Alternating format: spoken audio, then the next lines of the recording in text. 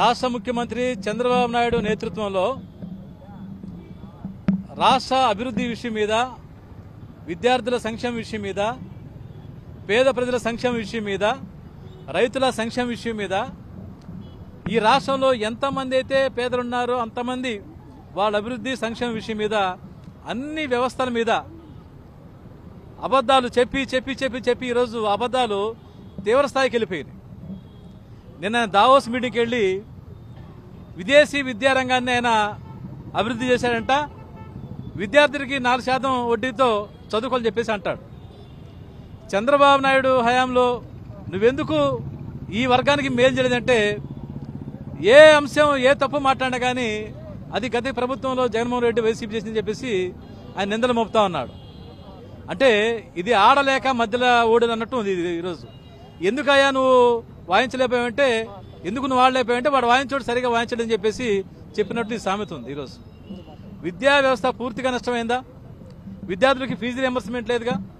హాస్టల్లో విన్న దళిత విద్యార్థులు, బీసీ విద్యార్థులు, మైనార్టీ విద్యార్థి మొత్తం కూడా అల్లాడుతూ ఉన్నారు ఈరోజు. వాళ్ళకి ఫీజు లేవు, ఫీజు రియంబర్స్మెంట్ లేదు, స్కాలర్షిప్ లేవు, రైతు భరోసా లేవా? రైతులకి 40,000 రూపాయలు వేశారు, దాదాపు 8 విడతలు వేయాల్సింది. విద్యార్థులకు 8 క్వార్టర్స్ ఆగిపోయినాయా ఫీజులు అమౌంట్, ఫీజు రియంబర్స్మెంట్ లేదు. అదేవిధంగా వైఎస్ఆర్ ఆరోగ్యశ్రీ గతంలో ఉంటే ఈరోజు ఎన్టీఆర్ ఆరోగ్యశ్రీ పెట్టారు. ఏ హాస్పిటల్లో కానీ పేదవాడికి వైద్యం అందట్లేదు కదా. ఒక పేదవాడే కాదు, మరి నిరుద్యోగ వృత్తి ఇస్తా అన్నాడు, నిరుద్యోగులకి ₹1 ఇవ్వలేదు. ఆడబిడ్డ నిధి అన్నాడు, ఎక్కడా రూపాయి లేదు. దాదాపుగా ఈ 19 నెలల్లోనే 3 లక్షల కోట్ల పైగా అప్పులు చేశాడు. 3,08,000 కోట్ల పైగా అప్పులు చేశాడు. ఈ 1,00,000 కోట్ల రూపాయలు, 3 లక్షల కోట్ల రూపాయలు ఎవరి జేబులోకి వెళ్ళాలో చెప్పాలి. పేదల పక్షాన, విద్యార్థుల పక్షాన, రైతుల పక్షాన, ఏ వర్గం పక్షాన కూడా నువ్వు రూపాయి ఖర్చు పెట్టకుండా ప్రతిదీ నేను చేసే అని చెప్పేసి 3 లక్షల కోట్ల అప్పులు చేస్తే ఈ డబ్బులు మొత్తం కూడా ఎవరి జేబులో పోతా ఉన్నాయి. చేసేది ప్రతి తప్పు కూడా గత ప్రభుత్వంలో జగన్మోహన్ రెడ్డి గారు తప్పు చేయబట్టి ఈరోజు ఈ వ్యవస్థ నాశనం అయిపోయింది, ఆ వ్యవస్థ నాశనం చెప్పేసి ఆయన చెప్తా ఉన్నాడు. పూర్తిగా చంద్రబాబు నాయుడు చేసే ప్రతి తప్పును కూడా ఆంధ్రప్రదేశ్లో పరిపాలన బ్రహ్మాండంగా ఉందని చెప్పేసి ఆంధ్రజ్యోతి మొదలుకొని, ఈనాడు మొదలుకొని, TV5 మొదలుకొని, రామోజీ ఈ మొత్తం కూడా, ఈ పచ్చ మీడియా మొత్తం కూడా ప్రజల్ని ఈరోజు మోసం చేస్తూ ఉన్నారు. దీన్ని ఖండిస్తూ, దీనికి వ్యతిరేకంగా రాష్ట్ర వ్యాప్తంగా విద్యార్థుల ఆధ్వర్యంలో, మహిళల ఆధ్వర్యంలో, ఎవరైతే ఏ వర్గాలైతే చంద్రబాబు నాయుడు ప్రభుత్వంలో బాధపడతా ఉన్నారో, అల్లాడుతూ ఉన్నారో, వాళ్ళ పక్షాన ఈరోజు అందరూ కూడా రోడ్డు మీదకి వచ్చి నిరసన తెలిపే కార్యక్రమంలో భాగంగానే ఈరోజు రాష్ట్ర వ్యాప్తంగా నిరసన చేస్తా ఉన్నాము. చంద్రబాబు నాయుడికి మేము విజ్ఞప్తి చేస్తా ఉన్నాం. ఈరోజు స్కూల్లో విద్యార్థులకి తల్లికి వందనం పేరు మీద నువ్వు ఎన్ని లక్షల మందికి ఎగ్గొట్టావో నువ్వు చెప్పాలి. ఈరోజు దాదాపుగా 30 లక్షల మంది విద్యార్థులకి తల్లికి వందనం డబ్బులు ఎగ్గొడితే, బ్రహ్మాండంగా తల్లికి వందనం అమ్మోడి కన్నా బ్రహ్మాండం చెప్పేసి ABN రాధాకృష్ణ జ్యోతిలో రాస్తాడు, మీడియాలో చూస్తూ ఉంటాడు.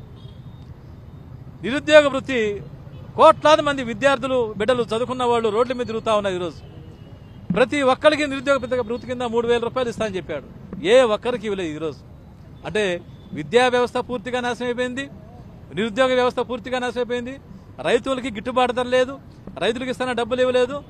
వ్యవస్థలో ఏ వ్యవస్థను నువ్వు బాగా చేసావో చంద్రబాబు నాయుడు చెప్పాలి. అన్ని వ్యవస్థలు నాశనం చేసి ఈరోజు అన్ని వ్యవస్థలు బాగున్నాయని చెప్పేసి ఈ పశు మీడియా మాత్రం ప్రచారం చేయడాన్ని మేము తీవ్రంగా ఖండిస్తున్నాం. నిన్న దావోస్ వెళ్ళిన ముఖ్యమంత్రి ఏం మాట్లాడతాడంటే, విదేశీ విద్యకి 4% వడ్డీ మేముతో విద్యా అవకాశాలు కల్పిస్తా ఉన్నాం. 4% వడ్డీ అంతే 100కి ₹4. బ్యాంకులు ₹1 వడ్డీకి ఇస్తా ఉంటే నువ్వు 4% వడ్డీ తెచ్చేదేంది? ఇది పూర్తిగా విద్యార్థుల్ని బహిరంగంగా మోసం చేయడం అవుతుంది. కాబట్టి ఖచ్చితంగా ప్రజా సంఘాలుగా, ఉద్యమ సంఘాలుగా, విద్యార్థి సంఘాలుగా, మహిళా సంఘాలుగా చంద్రబాబు నాయుడు చర్యని, పచ్చ మీడియా చర్యని మేము ఖండిస్తూ ఈరోజు పచ్చ మీడియాకు సంబంధించిన ఏదైతే అబద్ధాలని వండి వారుస్తా ఉన్నారో ఆ విధానాలను మేము ఖండిస్తూ ఈరోజు పత్రికాముఖంగా దాన్ని మేము తగలబెట్టే కార్యక్రమం తీసుకుంటున్నాం. ఈరోజు ఆంధ్ర రాష్ట్రం మొత్తం చూసుకుంటుంటే విద్యార్థులు అట్టుడికి పోతున్నారు. విద్యార్థులకు రావాల్సిన బకాయిలు ఒక్కటి చెల్లించడం చేత కాదు ఈ కూటమి ప్రభుత్వానికి. ఫీజు రియంబర్స్ చేయడం చేత కాదు, హాస్టల్స్ వసతులు చూసుకోవడం చేత కాదు. మా విద్యార్థులు పడుతున్న కష్టాల గురించి ఎవడన్నా ఎత్తి మాట్లాడుతుంటే కేసులు పెడతారు, సబ్జెక్టులు వేస్తారు. ఏందయ్యా మీ పాలన? రాష్ట్రం మొత్తం అట్టుడికి పోతుంది.